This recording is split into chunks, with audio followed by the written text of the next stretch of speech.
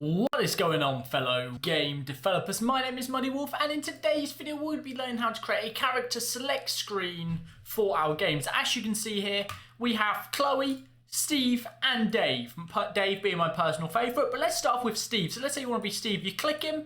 Once he's activated, you click start game, and here you go. You've got your character initiated in the world. You can also then pick another one. Let's say we want to pick Chloe. Start the game, and here we go. We have Chloe, but she has a super jump instead. You know, the character's got to have different abilities to make it kind of cool. But there you go. And then we also have Dave. Now, Dave is my personal favourite. He just reminds me of me.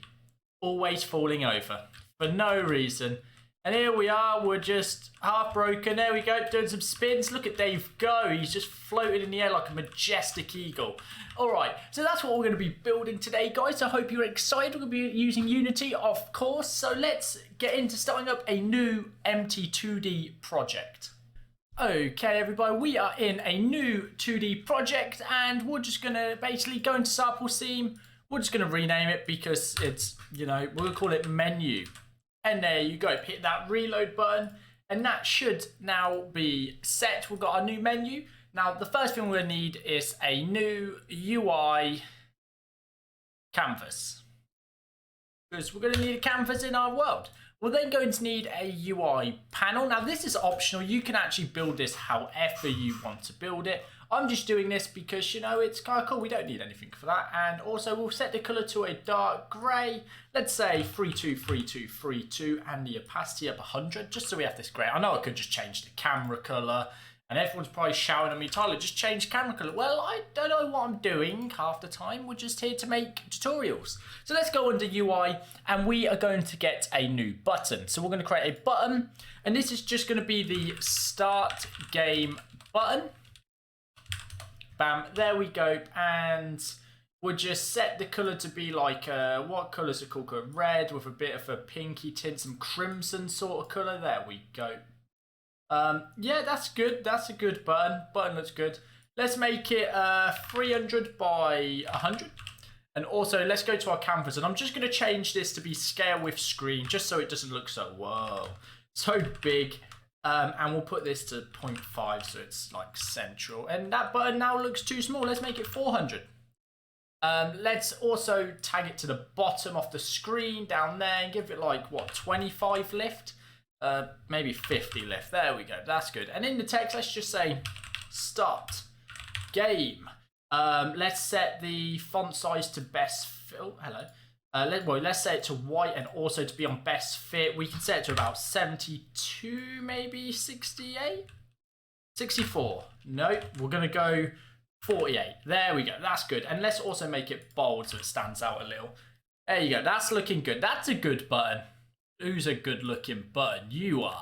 Cool. And then once we've done that, let's just create a new empty game object and call it the game manager. Let's just reset its transform for my own personal reasons, because it annoys me otherwise. And then we're going to create a component called game manager. Now let's drop this game manager into our world, or into our game manager object, sorry, with a script called game manager. And then we're actually going to create a new script also, and we're going to call it character. So there's two reasons for this. I'll explain it in a second, but first let's open up character inside our Visual Studio Code, or Visual Studio, or whatever you use. And inside character, we're going to remove the mono behavior. We do not need it. We're going to remove all of this, and hopefully that should be good. So inside of our character, well, first we want to say public game object, not game manager, game object, call it prefab, or yeah, prefab. We call it whatever you want. Again, that doesn't actually matter. A public string called name, and also we're going to have a public sprite or image, and we're going to call it icon or image, whatever you want to call it. I randomly have an extra space here, or maybe this doesn't have enough spaces. That one does not have enough spaces. Oh, and we also need using Unity engine.ui. And we can remove the top two here. So that is our script for our character. We also need to have the system in here. Now we need using system, so we can actually serialize this, so we can actually use it inside of, turn it to serializable. This will allow us to actually reference it as an array inside of our editor. So if we go down here inside of our game manager now, what we're going to do is we're just going to reset everything, delete everything from in here. There's a couple of things we need to do. The first thing is going to be setting up a public instance. So we're going to say public static game manager instance. Now, the reason we're doing that is so we can access the game manager from any script. And we're just going to get a public character array called characters. We're then going to have a public character called current character. So these are the three variables we need. We need the instance so we can access it from anywhere. We need the characters so we can actually, we have a list of characters so we can actually set up a bunch of characters for the player to select. And then we have the current character, which is going to be the character we've currently got selected. Now let's create an awake method, and inside of awake method we're just going to say if instance is equal to null, we're going to create a new one. If we already have a game manager, we're going to destroy the one which has just been created. And then we'll just say don't destroy on load game objects. What this will do is so when we swap scenes, we can actually continue moving around our scene. We then just want to say start, and we're going to say if our characters dot length is greater than 0, our current character and current character is equal to null. So if he isn't set to anything, we're going to set our current character equal to the first one in our characters array.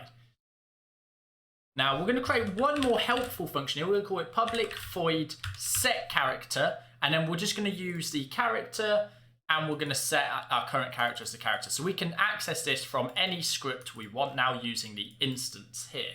So that should be everything we need for our game manager. Hopefully that made sense. If it doesn't, don't worry, we'll go over it a bit more soon. So let's go back to Unity. Let this all reload. All our scripts are reloading. Hold on. There we go. Let's go back to game manager. Now you can see here we have an array of characters. Now we can create new ones. So you can see here a character. And let's give a character a name. Let's say this one is going to be Steve. An icon, we actually need to create our icon. So down here, we're going to create a 2D sprite and I'm going to create a square. We're then going to create a circle. Again, this would be an icon you create. You'd actually import some sort of icon you want. But these are the characters we're using for this game. So I'm just showing you how to do it with the current ones. So let's just go in a capsule for our boy Dave. Let's just minimize this for now. And let's create a new 2D sprite, and we're going to call square, and we're going to call this guy Steve. Now if we go back to our game, or on Steve actually, we're going to say we need a rigid body 2D. Obviously we need to be able to move Steve around, bounce him around the scene, so we've got a rigid body. We're then going to get his friend here, box collider 2D, and here that is. Now, I actually have a game manager script I'm just going to drop in, or a player movement script I'm going to drop in here. It's super basic and I'll show you it in 1 second. Okay guys, so my player movement has been dropped on. So let's click back on Steve and let's drop him in here. So player movement, I'll show you what it does, but we're going to set the speed to 5 and the jump to 5 for Steve. He's quite basic. He's the middle ground guy. If you want good jump force or, you know, good speed here, he's your guy. So let's open this up, and as you can see, this is a script. Now I'm not going to explain it all, it's super straightforward. We have a speed, a jump force, rigid body, and then we have a bunch of inputs and adding the forces. So that's what's happening here. I've got loads of tutorials on player movement, from platformers to top-down shooters, so feel free to go and check those out if you want to make your own player movement. You know, do what you want. There we go. So we've got that. Let's go back to Unity now. So Steve now can play. So Steve is, let's reset his position because he's currently off in the middle of nowhere. And we can't currently see Steve. So what I'm going to do is I'm just going to disable our UI. And what we're going to do is we're going to create a new 2D sprite square, and we're going to call it the ground. Now I'm going to reset this transform as well. We're going to move its Y down, and we're going to set its X a bit wider and add a box collider just so we can test the movement scripts working. Hit play, and now, there we go. You can see Steve can now move around and jump around. That's very cool. There we go. So let's just remove that. I just want to make sure. So now we're going to create a prefab out of Steve. And to create a prefab, we're just going to drop him into our project folder. We can create a folder for this, but I'm not going to for this tutorial. So we now have this. Let's just delete Steve. We now need to create two others. So we're going to create a sprite, a 2D objects, and we're going to create circle. And this is Chloe. Meet Chloe, everybody. She is our other sprite. Now we're going to add a circle collider to Chloe because she is a circle.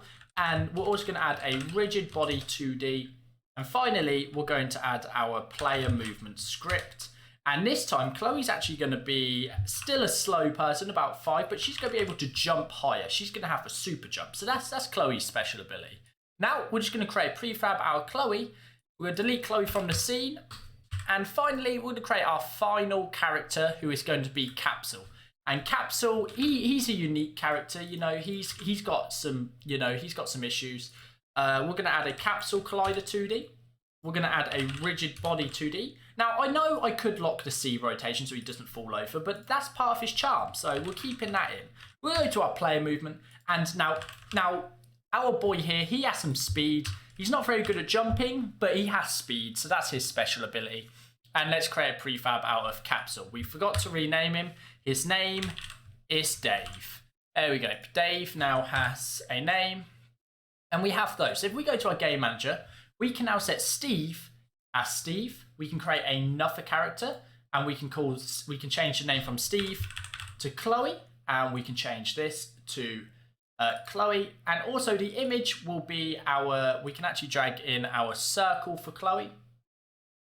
Oh, this needs an image. I was supposed to make that a sprite, so let's go back to our character here, and this should be a sprite and this should be a sprite and not an actual image. So if we go back, let this load again, we should now be able to drop a sprite in there. So we need a square for Steve and a circle for Chloe. I clicked off that.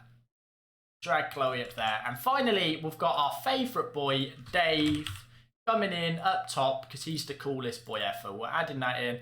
And let's just add our capsule in here as well. There you go. So now we have a square, circle, and capsule characters. So these are all set. We don't need to set our current character. We can leave him as null for now. And there we go. We have 3 characters. So the next step is actually displaying these guys on screen. So go to our canvas, reload it. And under panel, we're going to create a new empty object. And we're going to call it our Character Selector. And we're going to just stretch it to pretty much the whole screen. We're going to add like 100 padding around the whole thing. Probably a bit more on the bottom, let's say 300, just so it's away from our start game. And now we're going to add something called the grid layout component or grid layout group. And this will basically set everything to be in a grid. So if we add a new empty object under here and call it option, we can actually then add, once again, another UI image. And we'll just call this the icon. We will then create another empty UI, and it will just be some text, which will be the name. Now, underneath the name, we're just going to say here, name, and icon will be icon. So let's have a look at our option here. So not option, our icon. We just want him to basically stretch to the top of this. Set his left to 25, his right to 25, and his height to also be that. We're also going to make sure if we set let's say if we set a sprite, we're going to preserve the aspect ratio so he's set. So if we look over here, you can see that's currently how he's looking. Let's just add his Y to -25 so he's not dead at the top. Also, if we go to our character selector, we can actually set the height and the size of the cell. So I'm actually going to make this 200 in width and 300 in terms of height. So now you can see our area to build is a lot bigger. And that should be good. So go to our icon, 25, 25, 25, 25. It's all looking good. I think that's good. We could probably even settle with going just 0, 0, 0, to be honest. And height 200. Yeah, you know, let's just leave them at full. That feels fine. We'll leave it at that. That's fine. Name here, and what we want to do is we want to set its name to the bottom of this. Obviously, move it to the bottom. We want to stretch it out as well at the bottom. So 0, 0, 0, and then its height, let's set to 100 so it actually fits in. Now, if we just best fit this, change the color to be white so we can actually read it. Center, center, and just give this, let's say 72. No, you know, 56 is probably a good size. There we go. And that can be changed at any point. So there we go. That's looking good in our game. You can see that there, name. So now if we duplicate this option, we duplicate and we duplicate, and you can see it sets it right there. So let's actually align this. So going back to our character selector, we can actually choose where it starts. So we can say vertical if it aligns vertically, or horizontally. We can set it in the top right or top left, but we just want child alignment, and we want to set it to middle center, which is going to center them all. And for the spacing on the X, we're going to say 20, maybe even 50. There we go, spacing between them. So now they look good. They look like options we can click. And what we want to do is to delete 1 and 2, and we're going to create a prefab out of our option here. But before we do that, we just want to add a button component to our script here. And this is basically going to be used to actually create, or to be actual click on the character. So here we just want to set the target graphic to our icon. And now if we hit play, we should be able to click this. It won't do anything, but click, click, click, click. There you go. So you can see that clicking. That's good news. That means we're doing it right. So we've got our option. Let's create a prefab. Actually, no, first we want to add in, we're just going to drag this as a prefab down here, and then we're just going to delete it from our scene. Now on our character selector, we're going to add the character selection UI script, and if we just add this on here and open this up, we're going to be able to actually work with our character. So we can delete these top two. We do not need them. However, we do need using Unity Engine.ui. And now let's remove these and also delete this. There we go. So now we need a few variables. We're going to have a public game object, and it's going to be called our option prefab. We're then going to have a public transform, which will be equal to our previous character. Now these is going to be used to do some cool little animations, or sorry, then we're going to have our selected character, just like that. Let's do that like that, and that's looking good. Then we need our start option. Now this is the main option, because this is how we're going to display all of the items. So we're going to say for each character C in game manager.instance.character. So remember before when I said this is why we're creating the instances. Instance allows us to do this and actually get reference to it straight in our screen. Then what we want to do is say game object option is equal to instantiate option prefab our current transform. So as a child of, it'll be a child of our character selection UI. And then we need to get reference to our button, which is on it. So we're going to say the option.getComponents button. We can then say button.onClick.addListener, and this is going to basically create a click listener for us. We can then do an arrow function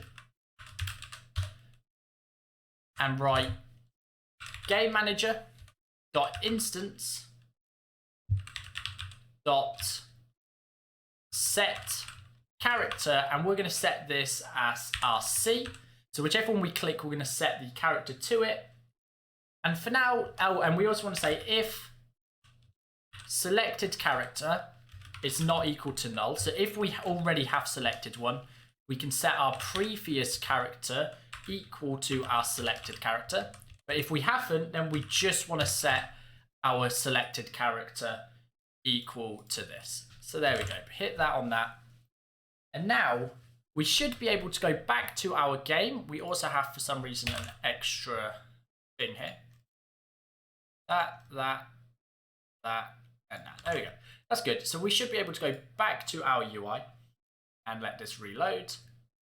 And now if we hit play, oh, we're going to get an issue, an error there, because we need to actually drop in our option prefab just there. Now, if we hit play, you see we get 3 different ones. Now, if I click them, if we actually turn off maximize on play for our game and we play, we select our game manager, which will be under this do not destroy on load. And if we go to our current character and we select one, you can see we get Steve, we select another one, it's Chloe, and finally we get Dave there. So there you go. So we can select all of these here to give us our character. Let's just close that, and that's all good. So we still need to actually display their names and stuff, and also their images. So let's go back to our script, and underneath the button add selected character, or the button, we want to say text is equal to option dot get component in children, and we're going to get the text, and we're going to then set the text equal to the character's name. We then want to get the image, which will be equal to option dot get component in children. So same command up here, because we're getting one which is in the child component. And then we're going to say image.sprite is equal to c.sprite, which is actually wrong. It's c.icon. And there we go. So that should start displaying their names. Now we want to animate this. Now that's why we've selected character and previous character, because we want to go inside of our update, and we want to make it visually, you be able to see visually what's happening. So we're going to say if selected character is not equal to null, we will then say lerp. We're going to lerp our character's thing. So we select character dot local scale is equal to vector 3 dot lerp, and we're going to say new. Well, no, sorry, we're going to say our current position, which be selected character. And now this is wrong here. So under vector 3.1, instead, I'm just going to put new vector 3 1.2f 1.2f and what? Well, I'm just going to do 1.2f for all of it. It might as well all be consistent. And then we're going to do time.delta time times by 10 to give us some smooth variable there. Now we're going to copy this. We're going to paste a note, and this time we're going to say if previous character is not equal to null. We're going to get our previous character and our previous character there, and we're going to set his scale back to 1. So what we're doing here is we're going to say if we have a selected character, move his scale to 1.2, else put him back to 1. So let's go back to Unity and see if this works. Let all the scripts load, hit play. Now if we select Steve, you can see Steve grows and he's actually selected. Same with Chloe and also Dave. So we can now select our character, and this will be saved as we go through our game in the current instance because it's saved under Game Manager here. So there you go. You can see we've selected our 3 characters. Now let's say we want to play with one of these. So let's create a new game window. So let's, or game scenes. So under scenes, I'm going to create a new scene. We'll just call this game. It's going to be the best game you've ever seen. So let's open it up. Let's set our window to be something like a dark blue. Let's add a new 2D sprite called Square. Let's call it the ground. And give it like another darky blue, maybe even a light blue, like this. Let's also reset back to 0. Send it down and scale it up a little. There we go. And add a box collider so we can actually stand on that ground. We then want to create a new empty object, and we'll call this character or player spawner. And in player spawner, let's just reset the transform so he is currently, we're also going to set a little diamond on him so we can actually see where it is, although it has the camera on it right now. There's a diamond right there. So that's where our character will actually spawn on this. So let's add a player spawner script. Click create an ad, open the player spawner up. And this is going to be, again, a super difficult script. What we need is to say start, and we're going to say instantiate our game manager dot instance dot current character dot prefab at the transform position of our current player spawner and also the quaternion identity we're currently at. So it's current rotation, and that's all we need to do for that. So we can delete this. And there you go, we've got a nice little script here to spawn our player as soon as our game loads. So if we go back to our game manager, our current character is all set. And also I realized that adding this is actually not going to work because the current character will never be null. So we could just leave it at that, and that should also leave the character set Also, we don't need UI anymore because this is now a sprite and not an image. So there we go. That's all done. Let's go back to Unity. And let's create one last thing called a UI button. Let's set it in the top left corner. And let's make it 200 by 50. Let's give it 25 and minus 25. There we go.